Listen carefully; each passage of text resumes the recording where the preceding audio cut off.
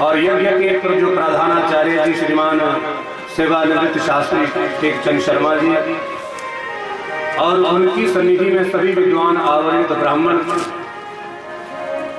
और हमारे साथ में संगीत की सरिता को प्रवाहित करने वाले संगीत के ये मर्मज्ञ और इसी परंपरा का अनुसरण करने वाले नागधमुनि देवता के गुर देवता जी और वाद्य यंत्रों द्वारा भगवान श्री नागधमुनि महाराज को रौद्र रस प्रदान करने वाले सभी भजंत्री लोग, स्वनाम धन्य बिजली विभाग से सेवानिवृत्त श्रीमान रमेश कुमार शर्मा जी हमारे बड़े हितैषी हैं, प्रेमी हैं। इसलिए जो सत्संग के अवसर होते हैं, कथा के अवसर होते हैं, बड़ी मुश्किल से आते हैं। हमारे यहाँ पर मुझे याद है लगभग आज से 6-7 साल पहले कथा हुई थी। कितनी 7 साल हो गई जी। पीछे बैठे हमारे हनुमान जी सभी बैठे, 7 साल हो गई मामा जी कथा को हुए, लगभग 5-6 साल तो हो गई। 6 वर्ष। हाँ, तो 6 वर्ष पहले कथा हुई थी, क्योंकि ऐसे बड़े बड़े आयोजन इतनी जल्दी से नहीं हो पाते हैं। सामूहिक कार्य को प्रारंभ करना बहुत ही मुश्किल है। व्यक्तिगत हो, धन है तो कल को भी कथा हो सकती है, परंतु सामूहिक ऐसे देवालयों में सबकी सम्मति से कथा करना, सत्संग करना बहुत बड़ी बात है। तो इसलिए ये तो भगवान की कृपा होती है। आवत यह सर अति कठिनाई, राम कृपा बिनुआ बना जाए। तो इसलिए ऐसे सत्संग को गवाना नहीं चाहिए। कहते हैं भी संत का क्षण और अन्न का आकार, ये कभी व्यर्थ नहीं गवाने चाहिए। इसलिए कथा में वो आनंद है जो कभी खोना नहीं चाहिए। तो आइए इसी भाव को मन में धारण करते हुए भगवान शंकर हम सबका कल्याण करे। सीधे शिव महापुराण की ज्ञान गंगा में प्रवेश करते हैं, जहाँ पर हमारी कथा ने विश्राम लिया था। श्री सूत जी महाराज शौनक जी से कहते हैं, गिरिदेश गंधमादर स्वं श्रेष्ठा सर्वदा नरे सर्वसौख्य प्रदेशं प्रिय ब्रह्मरूपिणी। शिव महापुराण की श्रवण विधि का वर्णन श्री सूत जी महाराज शौनक आदि 88,000 ऋषियों के लिए कर रहे थे। श्रोताओं के क्या लक्षण होते हैं, वक्ताओं के क्या लक्षण होते हैं, श्रोताओं के क्या क्या कर्तव्य होते हैं, और महाराज क्या विधि होती है, क्या प्रमाण है, भोजन करना चाहिए नहीं करना चाहिए, इसमें भी बहुत संशय रहता है आज के समय में। तो ये सारी समस्याओं का समाधान, शंका समाधान विधि पूर्वक यहाँ पर श्री सूत जी महाराज ने किया है। और सूत जी कहते हैं, शौनक जी, मानव धर्म जीवन में आकर के सबसे बड़ा हमारा कर्तव्य है अपनी दिनचर्या को हम किस प्रकार से परमात्मा के लिए समर्पित करें। क्योंकि देखिए जरा ध्यान देना आप सबने, सूची कहते हैं कि यत ब्रह्मांडे तत पिंडे, हमें तो सारा संपूर्ण भगवान विष्णु जो दिख रहा है, जो हमको दिखाई दे रहा है, ये भगवान का ही विराट वस्तु है। जरा ध्यान देना, समझने का विषय है थोड़ा सा। वेद भगवान कहते हैं कि यत ब्रह्मांडे तत पिंडे, जो इस ब्रह्मांड में है वो सब हमारे शरीर में है। पिंड कहते हैं शरीर को। एक पिंड आपने सुना होगा, जब आदमी मर जाता है तो पिंडदान कर्म होता है, वो भी पिंड होता है। परंतु वास्तविक पिंड का अर्थ क्या है हम समझ नहीं पाते हैं। पिंड कहते हैं शरीर को, ये मानव जो देह है ये पिंड है। तो यत ब्रह्मांडे तत पिंडे, जो ब्रह्मांड में है वही इस पिंड में है। और ये पूरा ब्रह्मांड भगवान का ही स्वरूप है।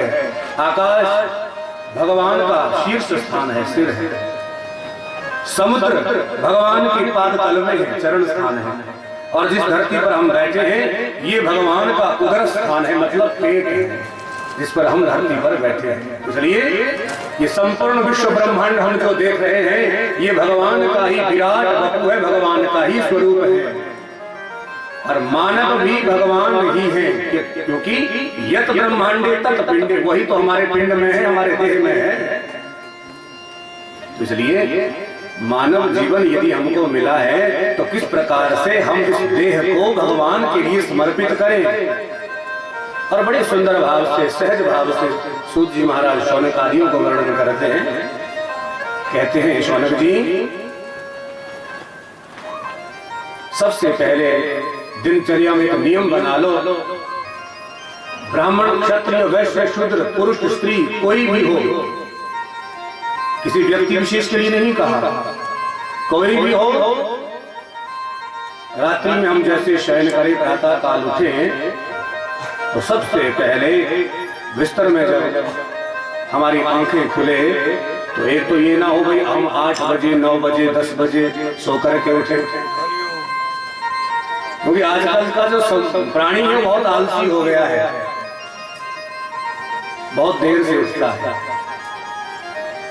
सुबह उठ नहीं पाता है। और जैसे तैसे यदि उठने का प्रयास कर भी लिया तो महाराज क्या होता है, आजकल फैशन बन गया है, सबके पास धन तो सबके पास है,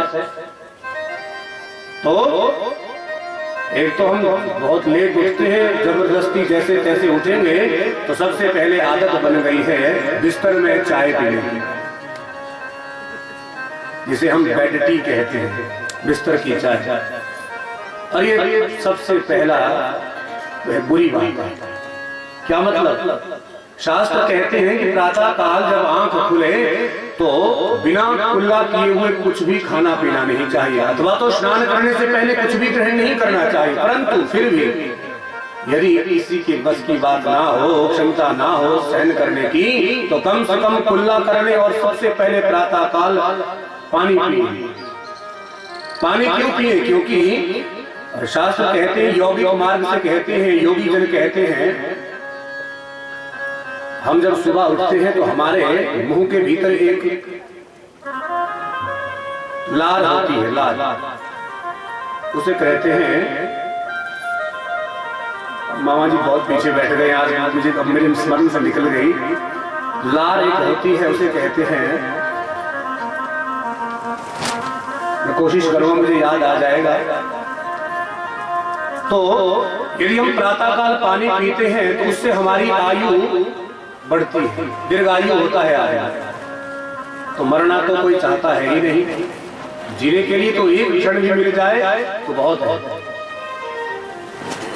तो वो लार होती है, सुबह सबसे पहले उठ करके पानी पी लेना चाहिए और उसके बाद स्नान के बाद ही भोजन करें, कुल चाय पिए, कुछ भी पिए। परंतु उससे पहले जब हम बिस्तर में उठे तो सबसे पहले अपने हाथों को खोलें और हाथों का दर्शन करें। ये दिनचर्या बना लेनी चाहिए, क्योंकि कहते हैं, कराग्रे वसते लक्ष्मी, कर मध्य सरस्वती, कर मूले तो गोविंद, प्रभाते कर दर्शनम। प्रातःकाल बिस्तर में चाय ना पिए, अपने दोनों हाथ खोल करके हाथों का दर्शन करें, क्योंकि शास्त्र कहते हैं कि कराग्रे, कर का जो अग्रभाग है, यहाँ पर भगवती लक्ष्मी वास करती है और लक्ष्मी की आवश्यकता दुनिया में सबको है। बिना लक्ष्मी के कुछ भी नहीं मिलता है। लक्ष्मी का मतलब है धन। सारी दुनिया धन के पीछे ही तो रात दिन पागलों की भांति भाग रही है, पक्की बात है। तो चलिए, कराग्रे वसते लक्ष्मी, हाथ के अग्रभाग में भगवती लक्ष्मी जी वास करती है और कर मध्य सरस्वती, कर के मध्य भाग में देवी सरस्वती वास करती है। और सरस्वती का अर्थ है बाग अधिष्ठात्री देवी, जो वाणी की अधिष्ठात्री देवी है। देखिए, वाणी का बड़ा चमत्कार होता है। कहते हैं, शब्द संभाल के बोलिए, शब्द के हाथ न पाओ, एक शब्द हो औषधि, एक शब्द हो घाव। जरा ध्यान देना, सरस्वती की बात मध्य भाग में कही गई है। तो सरस्वती माँ है जो वाणी की अधिष्ठात्री देवी, जिसकी कृपा से हम बोल पाते हैं। और देखिए, शब्दों का बड़ा विचित्र एक स्वरूप है। किसी को गालियां दे दो, क्रोध भरी वाणी से बोल दो, तो क्या होगा? महाराज लड़ाई झगड़ा शुरू हो जाएगा, जूते पड़ेंगे, मार पिटाई होगी। परंतु किसी से प्रेम भरे शब्दों में, वाणी में आप बात कर लो तो जीवन भर वो आपका ऋणी रहेगा। तो शब्द संभाल के बोलिए, शब्द के हाथ ना पाओ, एक शब्द हो औषधि और एक शब्द हो घाव। किसी रूठे हुए को मनाना हो तो प्रेम से बात कर लो। वाणी में बड़ा चमत्कार है महाराज, प्रेम में बड़ी शक्ति है। तो इसलिए सुबह उठ करके सबसे पहले हाथों का दर्शन करें। हाथ के अग्रभाग में भगवती लक्ष्मी, मध्य भाग में देवी सरस्वती और कर मूले तो गोविंद। कर का जो मूल भाग, इसमें भगवान गोविंद निवास करते हैं, लक्ष्मी नारायण भगवान निवास करते हैं। इसलिए सबसे पहले उठ करके हाथों का दर्शन करना चाहिए। परंतु हमारे यहाँ पर परंपरा बन गई है कि प्रभाते कर दर्शन नहीं, प्रभाते कप दर्शन। कर के दर्शन नहीं करेंगे, कर का मतलब होता है हाथ, परंतु उस कप के दर्शन जरूर करेंगे। कप नहीं आएगा तो महाराज गालियां पड़ेंगी, अरे भाई हमको तो बेड में बैठ के पीने की आदत है। शास्त्र कहते हैं कि प्रातः काल उठ करके सबसे पहले शौच आदि क्रियाएं, हाथों का दर्शन करें, फिर शौच आदि क्रियाएं करें, उसके बाद स्नान ध्यान करके भोजन करें। और जिस धरती पर हम नित्य प्रति कार्य करते हैं, अच्छे बुरे शुभ कर्म सारे करते हैं, उस धरती का दोनों हाथों से वंदन करे। हे सुंदरी, हे धरती माँ, क्षमा करना, मैं आपके ऊपर चरण प्रहार कर रहा हूँ, अपने चरण रखने जा रहा हूँ। क्षमस्व में पाप स्पर्शम, इसलिए मेरे अपराध जो भी होते हैं क्षमा करना। बोली धरती मैया की। इसलिए और एक थोड़ा सा नियम और बताया कि अपने से जो बड़े हैं उनको प्रणाम करे, उनका वंदन करे, क्योंकि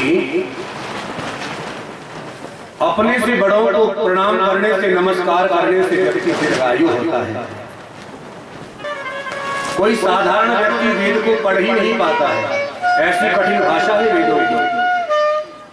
व्यास जी को लगा वेदों को पढ़ करके तो किसी का कल्याण होना संभव नहीं है, क्योंकि अर्थ का अनर्थ कर देंगे। एक जगह वेद में लिखा था कि वेद पढ़ना पाप है, जरा ध्यान दें, क्योंकि कलियुग में ऐसे व्यक्ति भी बहुत सारे होंगे जो केवल एक आधे शब्द को पकड़ करके उसका अनर्थ कर देंगे। अब वेद में एक जगह लिखा था भाई वेद पढ़ना पाप है, तो उस व्यक्ति ने वो सबको दिखाना आरंभ कर दिया। भाई देखो देखो, वेद पढ़ना पाप है, वेद पढ़ना पाप है लिखा है, और सबने देखा सचमुच लिखा था वेद पढ़ना पाप है। अब जब बहुत दूर तक वो व्यक्ति चला गया तो एक बुद्धिमान व्यक्ति के पास पहुंचा। जब उससे भी उसने कहा भैया देखो वेद में लिखा है वेद पढ़ना पाप है, तो उस बुद्धिमान व्यक्ति ने सोचा भाई ऐसा हो नहीं सकता कि वेद पढ़ना पाप हो। देखा सचमुच लिखा था वेद पढ़ना पाप है।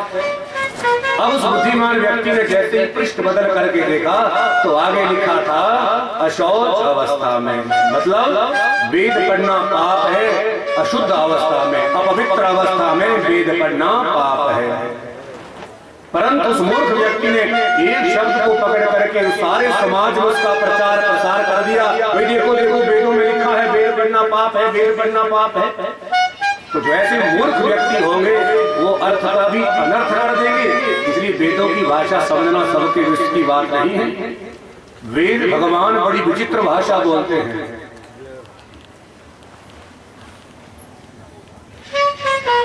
और तुरंत महर्षि वेदव्यास ने मन में ध्यान किया और एक वेद के 4 विधा कर दिए, तो वेद हो गए 4। कौन कौन से वेद हैं? सबसे प्राचीन था ऋग्वेद, यजुर्वेद, सामवेद, अथर्ववेद। वेदों का विभाजन करके एक वेद से महर्षि वेदव्यास ने 4 वेदों का निर्माण कर लिया। राधे ज्यादा हल्की कम कर दो, मीठा भी कर दो। क्या मतलब, जरा ध्यान देना आप सबने, क्योंकि महर्षि वेदव्यास ने देखा कि संसार में एक प्रचलन है बलि प्रथा का। यज्ञ होते हैं तो यज्ञों में पशुओं की बलि दी जा रही थी। तो उन यज्ञों में बलियों को रोकने के लिए सबसे पहले वेदव्यास ने एक निर्णय किया, भाई संसार में जब बहुत बड़े बड़े यज्ञ होंगे तो उन यज्ञों में ही बलि का विधान बनाया गया। बाकी साधारण यज्ञों में या किसी देवालयों में, किसी मंदिर में कोई बलि का विधान नहीं बनाया। परंतु जब महर्षि वेदव्यास ने वेदों में लिखा बलि का विधान बनाया तो महाराज लोगों ने, जो कुछ मूर्ख व्यक्ति होते हैं, जो थोड़े बुद्धि में निम्न होते हैं, उन लोगों ने उसको प्रमाण पत्र बना करके समाज में चालू कर दिया। जरा ध्यान देना आप सबने, क्योंकि बलियों का ना तो वेदों में विधान है, ना ग्रंथों में विधान है, ना पुराणों में विधान है। ये पक्की बात है। ये केवल समय से चली आ रही परंपरा है, जिसको हम अंध परंपरा कहते हैं। अंध परंपरा मतलब अंधों की तरह हम सब उसको मान रहे हैं, भाई नहीं ये तो करना ही करना पड़ेगा। परंतु वेदों में, शास्त्रों में, ग्रंथों में कहीं भी बलि का कोई विधान है ही नहीं।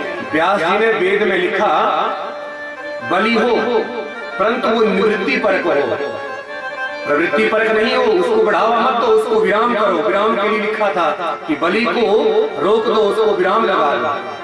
परंतु कुछ मूर्ख व्यक्तियों ने उसको विधान बना करके, प्रमाण पत्र बना करके समाज में उसका और ज्यादा प्रचार प्रसार कर दिया कि बलियां तो बहुत आवश्यक है।